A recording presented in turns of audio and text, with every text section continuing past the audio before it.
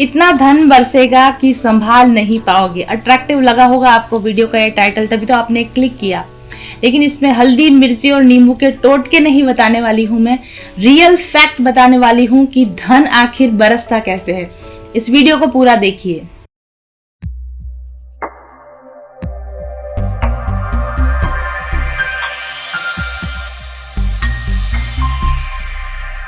क्या आपने कभी लोगों को ये कहते हुए सुना है कि अमीर और ज्यादा अमीर होते जा रहे हैं जबकि गरीब और ज्यादा गरीब होते जा रहे हैं, या ये कि अमीरों और गरीबों के बीच की खाई दिन ब दिन बढ़ती ही जा रही है?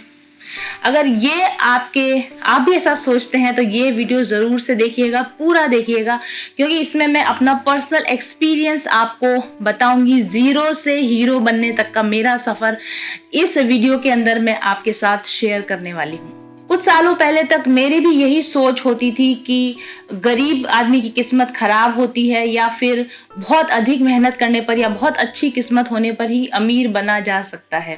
लेकिन जैसे जैसे मैंने अपनी नॉलेज बढ़ाया, मैंने ज्ञान हासिल किया, मैंने मेडिटेशंस के द्वारा इंसाइट्स डेवलप की, धीरे धीरे ये चीज़ मेरे मन में क्लियर होती गई कि इंसान गरीब या अमीर पैसों से नहीं होता, अपने माइंडसेट से होता है।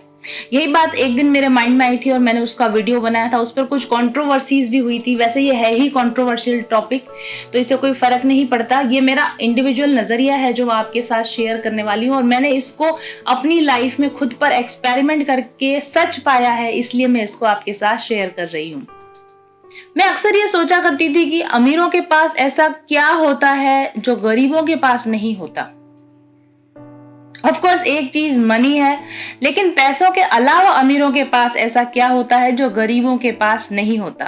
और बहुत सारी किताबें पढ़ने के बाद में, एक्सपेरिमेंट्स करने के बाद में और रिसर्च करने के बाद में मैंने पाया कि अमीरों के पास एक चीज होती है जो गरीबों के पास नहीं होती, रिच मेंटेलिटी। भारत के कुल धन का 77% केवल 10% भारतीयों के पास है, और बाकी का जो थोड़ा बहुत धन बचता है वो 90% भारतीयों के अंदर थोड़ा थोड़ा बटा हुआ है। क्या आप भी उन 90% भारतीयों में हैं जिनके पास बहुत थोड़ा धन है? और क्या आप भी उन 10% भारतीयों में शामिल होना चाहते हैं? अगर आप भी डिटरमाइन है मेरी तरह कि आप 90% में नहीं, उन 10% में शामिल होना चाहते हैं, तो इस वीडियो में दी गई जानकारी को पूरा देखिए। मैंने इन रहस्यों को समझा है और मैंने इन रहस्यों पर अमल लाना शुरू कर दिया। धीरे धीरे ही सही, डे बाय डे मैं इन सभी जो कुछ भी मैंने खुद ने ढूंढे हैं इन पॉइंट्स को, उन पर मैं खुद चल रही हूँ। मेरे साथ जुड़े हुए लोगों को चलना सिखा रही हूँ, और वही चीजें अब मैं आपके साथ शेयर करने वाली हूँ। पहली चीज जो मैंने सीखी वो ये है कि अगर आप अमीर बनना चाहते हैं तो आप नौकरी के द्वारा कभी भी अमीर नहीं बन सकते, या नौकरी के द्वारा और बचत करके अगर आप अमीर बनना भी चाहें तो अपने जीवन के आखिरी पड़ाव में जाकर आप अमीर बनेंगे, जहां शायद आप उस पैसे का उपयोग दवा खरीदने के सिवा और कहीं ना कर सकें। इसलिए अगर आप अमीर बनना चाहते हैं तो सर्विस या तो आप छोड़ नहीं सकते, तो कोई बात नहीं, साइड बाय साइड आप अपना कोई बिजनेस शुरू कीजिए, और या फिर अगर आपके पास फाइनेंशियल स्टेबिलिटी पहले से है तो आप अपना बिजनेस शुरू कीजिए। मैंने भी यही किया। सबसे पहले मैंने अपनी नौकरी को तिलांजलि दी, और उसके बाद में मैंने घर पर बैठकर व्यापार शुरू किया। दूसरी सीख जो मैंने ली वो ये है कि जब आप बिजनेस करते हैं तो प्लीज आप क्लाइंट्स के साथ बिजनेस मत कीजिए। जी हाँ, बिजनेस अगर आप करना चाहते हैं तो क्लाइंट्स के साथ बिजनेस मत कीजिए। क्लाइंट्स के साथ पर्सनल रिलेशन डेवलप कीजिए। बिजनेस मनी से नहीं चलता, बिजनेस लेन देन से नहीं चलता, बिजनेस पर्सनल कम्युनिकेशन से चलता है, पर्सनल ट्रस्ट से चलता है। अगर आप अपने क्लाइंट्स के साथ ट्रस्ट बिल्ड करेंगे, आप उनके प्रति लाइकेबिलिटी को बिल्डअप करेंगे, तो आप एक लॉन्ग टर्म क्लाइंट रिलेशनशिप में जाएंगे। ट्रस्ट, लाइकिंग, इक्वल वैल्यूज और म्यूचुअल रेस्पेक्ट, ये वो एस्पेक्ट हैं जिन पर एक बिजनेसमैन को काम करना चाहिए, बिजनेसमैन या बिजनेस वूमन। अगर आप चाहते हैं कि आप एक बहुत ही भरोसेमंद क्लाइंट बेस तैयार करें तो आपको ट्रस्ट बिल्ड करना होगा। जो भी क्लाइंट आपके पास में आता है उसके साथ में एक ट्रस्टवर्दी रिलेशन मेंटेन कीजिए। अगर आपने उनको कोई वादा किया है तो आप उस वादे को पूरा करके दीजिए। आप अपने व्यवहार के द्वारा और अपने काम के द्वारा अपने क्लाइंट की पसंद बन सकें, इस तरीके के आप उनको सर्विस दीजिए। और इसके लिए ये भी ज़रूरी है कि आप कहीं से भी रैंडमली क्लाइंट्स पिकअप ना करें। जो क्लाइंट्स आपके जैसी ही वैल्यू शेयर करते हैं उन्हीं के साथ आप लंबे समय तक काम कर पाएंगे। जिन क्लाइंट्स की वैल्यू आपकी वैल्यूज के साथ मैच नहीं होती होगी, ऑब्वियसली आप उनके साथ लंबे समय तक काम नहीं कर पाएंगे। और साथ ही म्यूचुअल रेस्पेक्ट, यदि आप अपने क्लाइंट को पूरा रेस्पेक्ट देते हैं और आपका क्लाइंट भी आपको पूरा रेस्पेक्ट देता है, तो ऐसे क्लाइंट्स आपके लॉन्ग टर्म क्लाइंट्स बन सकते हैं। तो रिच मेंटालिटी की पहली निशानी ये होती है कि वो सर्विस के भरोसे नहीं रहते, अपना बिजनेस शुरू करते हैं और बिजनेस में वो लॉन्ग टर्म रिलेशनशिप्स बनाने पर ध्यान देते हैं। बिजनेस में वो ट्रस्ट और रेस्पेक्ट और वैल्यूज को ज्यादा इंपॉर्टेंस देते हैं बजाय मनी एक्सचेंज के। मेरी आपको पहली सलाह यह है कि अपनी मेंटालिटी को चेंज कीजिए। बिजनेस में पैसा नहीं, रेस्पेक्ट और ट्रस्ट कमाइए तो आप बहुत सारा धन उसके एवज में कमा पाएंगे। बिजनेस पैसे के लिए नहीं करें, पैसा बिजनेस का बाय प्रोडक्ट है। अगर लोग आपकी सर्विसेज को पसंद करेंगे और अगर आप लोगों के अंदर विश्वास जगा पाएंगे, अगर आप अपनी एक ब्रांड डेवलप कर पाएंगे, तो पैसा ऑलरेडी आपके पास में आएगा, ऑटोमेटिकली आएगा, आपकी सर्विसेज के बाय प्रोडक्ट के रूप में आएगा। रिच मेंटालिटी का दूसरा इंपॉर्टेंट कैरेक्टर जो मैंने अपनी लाइफ में सीखा है, आप जब किसी बिजनेस में जाएंगे तो ऑब्वियसली उस बिजनेस में ऑलरेडी बहुत सारे दूसरे लोग होंगे। कुछ लोग आपसे आगे चल रहे होंगे, कुछ आपके पीछे भी होंगे, कॉम्पिटिटर्स आपके साथ हमेशा होंगे, कहीं पर भी होंगे। लेकिन याद रखिए, आप अपने कॉम्पिटिटर्स के साथ में हेल्दी कॉम्पिटिशन कीजिए। दूसरों की सक्सेस से कभी जेलस ना हो, दूसरों को पछाड़ कर आगे बढ़ने की कोशिश ना करें, दूसरों की इमेज को खराब करके आप आगे बढ़ने की कोशिश ना करें। हाँ, अगर आप कोई जेन्युइन डिफरेंस क्रिएट कर सकते हैं, उस बिजनेस में कुछ आप जेन्युइनली अच्छा लेकर आ सकते हैं, तो आप कंपेयर करके बता सकते हैं कि ऑलरेडी मार्केट में इस तरह का प्रोडक्ट चल रहा है, लेकिन आप मुझसे अगर सर्विस लेंगे तो मैं आपको इससे बेटर इस तरह की सर्विसेज प्रोवाइड कर सकता हूँ। लेकिन आपकी भाषा के अंदर जेलेसी, आपकी भाषा के अंदर कॉम्पिटिशन नहीं आना चाहिए। और न सिर्फ भाषा के अंदर बल्कि आपके अंदर इनर साइड पर भी आपके अंदर ये बात घर कर जानी चाहिए कि आप यहाँ पर सभी के साथ में, सभी को साथ में लेकर ही आप चल सकते हैं। अगर आप अपनी अलग थलग पहचान बनाने की कोशिश करेंगे, आप सबसे कट कर आई एम द बेस्ट वाली फीलिंग के साथ अगर आप काम करने की कोशिश करेंगे, तो आप बहुत लंबे समय तक बिजनेस में नहीं टिक पाएंगे। आपके जो दूसरे कॉम्पिटिटर्स होंगे वो एक साथ आपके खिलाफ आ जाएंगे और आपको मार्केट से हटा दिया जाएगा। तो अगर आप बिजनेस में सक्सेसफुल होना चाहते हैं रिच मेंटालिटी के साथ, तो सबसे पहले आपको कंपटीशन नहीं करना है, जेलेसी नहीं करनी है। अगर आप कंपटीशन करना भी चाहें तो आप हेल्दी कंपटीशन कीजिए, यानी कि वैल्यू प्रोवाइड कीजिए। जो दूसरे लोग प्रोवाइड करें उससे अधिक वैल्यू अगर आप प्रोवाइड करेंगे तो ऑटोमेटिकली आपके बिजनेस पर धन बरसने लगेगा। तीसरी रिच मेंटालिटी कैरेक्टरिस्टिक और जो मैंने सीखा है, आप अपने सर्विसेज में लगातार सुधार करते रहें। और सिर्फ सर्विसेज में नहीं, आपकी अपनी पर्सनल डेवलपमेंट में, अपनी पर्सनल ग्रोथ में भी आप लगातार सुधार करते रहें। जैसे जैसे आपका बिजनेस ग्रो करेगा, आपको मदद की जरूरत पड़ेगी, आपको एक टीम बिल्डअप करने की जरूरत पड़ेगी। अच्छे वर्कर्स, अच्छे को-वर्कर्स को अपने साथ लेकर आइए। अगेन, ऐसे को-वर्कर्स जो आपको रेस्पेक्ट देते हो, प्लस जिनकी वैल्यूज आपकी वैल्यूज के साथ मैच करती हो, जो आपको लाइक करते हो और जिनको आप लाइक कर सकें और जिन पर आप ट्रस्ट कर सकें और जो आप पर ट्रस्ट कर सकें, ऐसे लोगों की टीम बनाइए और उस टीम को साथ लेकर चलिए। आपके विकास के साथ आपकी टीम का भी विकास हो और आपकी टीम और आपके विकास के साथ साथ आप जिन लोगों से, आप जिन क्लाइंट से जुड़े हुए हैं, उनका भी स्तर सुधरे, उनका भी विकास हो। सबके विकास और सबके सुधार को माइंड में लेकर आप लगातार अगर अपने बिजनेस को ग्रो करेंगे तो आपको बहुत फायदा मिलेगा। चाहे आप कितने भी अधिक मेहनती हो या कितनी भी अच्छी टीम आपके पास हो, बिजनेस में उतार चढ़ाव आते रहते हैं। ऐसे में अपने आप को तनाव से बचाए रखना आपकी जिम्मेदारी है। न सिर्फ आप अपने आप को एंजाइटी और स्ट्रेस से फ्री रखें, बल्कि आपके टीम मेंबर्स के लिए भी कोशिश करें कि वे सभी हेल्दी एनवायरनमेंट में और पॉजिटिव माइंडसेट के साथ काम करते रहें। इसके लिए स्वयं भी ईश्वर से जुड़े रहें, मेडिटेशंस करें, अपनी टीम को भी लगातार मोटिवेट करें और उनको भी लगातार पॉजिटिव माइंडसेट में रखने की आप कोशिश करें।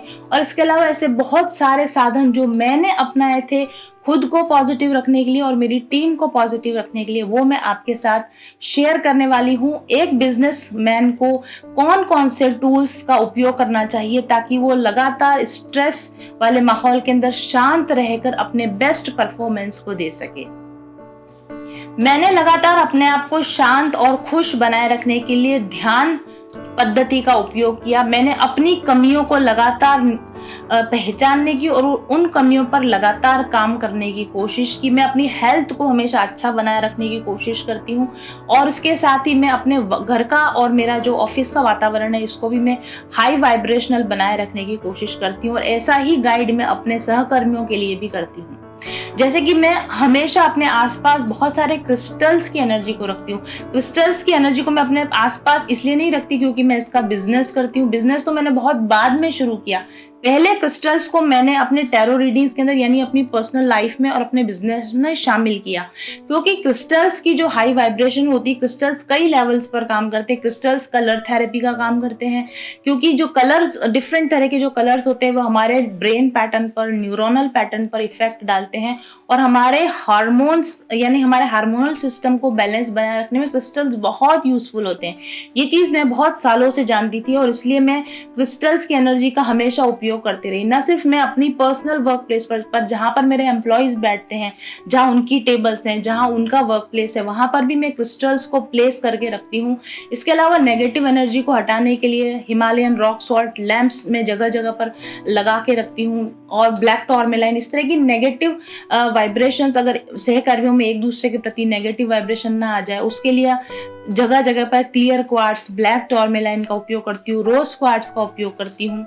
तो मैंने अपने पूरे एनवायरनमेंट को क्रिस्टल की एनर्जी से एनरिच करके रख रखा है ताकि जैसे ही लोग मेरे इस विसिनिटी में एंटर करते हैं उनका माइंड एकदम फ्रेश हो जाता है। और मेरे एम्प्लॉयज खुद ये बात कहते हैं कि इस जगह पर काम करने में हमें कुछ डिफरेंट तरह का सेटिस्फैक्शन फील होता है जैसा हमने किसी और जगह काम करके नहीं पाया।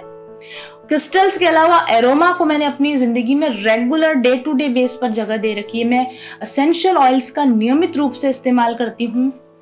मेरे ऑफिस के अंदर साफ सफाई करने के बाद में एसेंशियल ऑयल्स का छिड़काव कर देना, या फिर जैसे आप देख सकते हैं कि लैंप्स का इस्तेमाल करना या एरोमा कैंडल्स का इस्तेमाल करना या डिफ्यूज़र के अंदर एरोमा ऑयल्स का इस्तेमाल करना।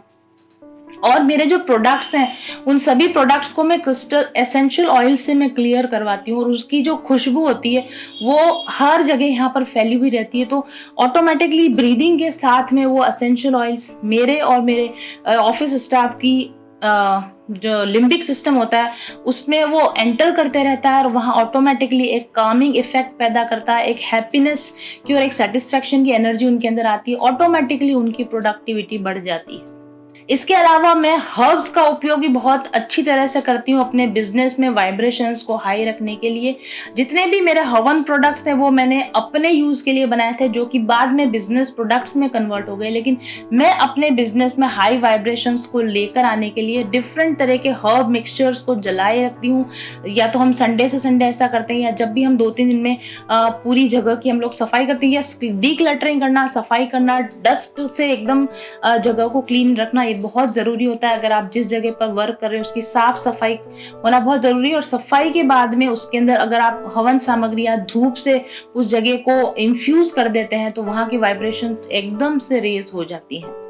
मैं कभी कभी अपने सहयोगियों के साथ में, अपने सहकर्मियों के साथ में ग्रुप मेडिटेशन में बैठती हूँ, जहाँ पर मैं उनके साथ एक अच्छा मेडिटेशन सूदिंग म्यूजिक लगाती हूँ और हम साथ बैठकर मेडिटेशंस करते हैं, जिससे हमारी वाइब्रेशंस मैच हो जाती हैं। कई बार तो मैं उनसे जो कुछ कहना चाहती हूँ वो ऑलरेडी बिना कहे समझ जाते हैं, या वो मुझसे क्या एक्सपेक्ट कर रहे हैं ये मैं बिना कहे समझ जाती हूँ और एक बहुत ही अच्छी म्यूचुअल अंडरस्टैंडिंग के साथ हम काम कर पाते हैं। तो पिछले 3 सालों में मैंने इन प्रैक्टिसेस को अपने बिजनेस में लगातार फॉलो किया है और इन प्रैक्टिसेस को फॉलो करने से लगातार एक पॉजिटिव एनर्जी के साथ में मैं अपने बिजनेस में ग्रो कर रही हूँ। और न सिर्फ मैं बिजनेस में ग्रो कर रही हूँ बल्कि मैंने बहुत मैं कह सकती हूँ कि हजारों लोगों के साथ मेरे बहुत अच्छे रिलेशनशिप बिल्डअप हुए हैं, बहुत सारे लोगों के साथ बहुत अच्छी पॉजिटिव एनर्जी एक्सचेंज मैंने किया है। और ये बताते हुए मुझे बहुत खुशी होती है कि जब आप एक बार मेरे साथ जुड़ते हो, आपको भी अच्छा एक्सपीरियंस होता है, मुझे भी अच्छा एक्सपीरियंस होता है, आप रिपीटेडली मेरे पास अपनी सर्विसेज लेने के लिए आते हैं और मैं आपको रिपीटेडली अपनी सर्विसेज देकर फुलफिलमेंट की फीलिंग करती हूँ। तो अगर आप भी अपने बिजनेस में धन बरसाना चाहते हैं, अगर आप भी चाहते हैं कि पैसों की बारिश आपके ऊपर हो, तो आप पुअर मेंटालिटी को साइड में कर दीजिए और रिच मेंटालिटी को अपना लीजिए। रिच लोगों की तरह व्यवहार करना शुरू कीजिए और ये याद रखिए कि जितना ही अधिक आप इस चीज को फील करेंगे कि you are rich, you are in rich mentality, आप अमीरों की तरह खुद को फील करना शुरू कीजिए। अपने ऑफिस को, अपने सहकर्मियों को इस तरीके से ट्रीट कीजिए जैसे कि आपके पास बहुत ढेर सारा पैसा है, आपके पास बहुत ढेर सारा प्यार है। आप बहुत ज्यादा देने के मोड में जब आप रहोगे, आप प्यार दोगे, आप इज्जत दोगे, आप अटेंशन दोगे, आप उन लोगों को पॉजिटिव बनाए रखने के लिए एफर्ट लगाते रहोगे, आप अपने एनवायरनमेंट के ऊपर एक्सपेंडिचर करोगे, आप सेल्फ के ऊपर एक्सपेंडिचर करोगे और आप हर चीज को इस तरीके से देखोगे जैसे कि ऑलरेडी बहुत कुछ अच्छा होते जा रहा है। बहुत हाई वाइब्रेशनल थिंकिंग जब आप रखोगे ना, तो ऑटोमेटिकली आपका बिजनेस और आपके टीम मेंबर्स जो होंगे ऑटोमेटिकली सभी समय के साथ रेज करते जाएंगे और नई अच्छी अपॉर्चुनिटीज आपको ऑटोमेटिकली मिलती चली जाएंगी। बजाय इसके अगर आप ये सोचते रहोगे कि इस जगह पर पैसा क्यों खर्च करूं, यहाँ पर पैसा क्यों खर्च करूं, काम ज्यादा इंपॉर्टेंट है, मेडिटेशन के लिए क्यों टाइम में वेस्ट करूं और मैं अपनी टीम को मेडिटेशन के लिए क्यों टाइम दूं, या फिर ये कि ये क्रिस्टल्स और एरोमाज जिनकी हम अक्सर बात करते हैं, ये सब वेस्टेज ऑफ मनी है, इससे कुछ नहीं होता। Hard work is the everything. मैं आपको बताती हूँ, हार्ड वर्क एक इम्पॉर्टेंट फैक्टर है, लेकिन स्मार्ट वर्क करना और उसके साथ पॉजिटिव हैप्पी माइंडसेट के साथ जब आप काम करते हो तो प्रोडक्टिविटी बहुत ज़्यादा बढ़ जाती है। कम एफर्ट में आपको बहुत अच्छे रिजल्ट मिलते हैं और एक रिच मेंटालिटी बिजनेसमैन हमेशा कम एफर्ट में स्मार्ट वर्क के साथ ज़्यादा प्रोडक्टिव रिजल्ट्स लेकर आए, वही एक स्मार्ट बिजनेसमैन कहलाता है। तो अगर आप इन रहस्यों को अपनाएंगे, अगर आप इन पॉइंट्स पर फॉलो करेंगे तो डेफिनेटली आपका बिजनेस भी बहुत ग्रो होगा और इतना धन बरसेगा कि आप संभाल नहीं पाओगे। Thank you very much for watching. I will be back soon. Till then stay happy, stay blessed, bye bye.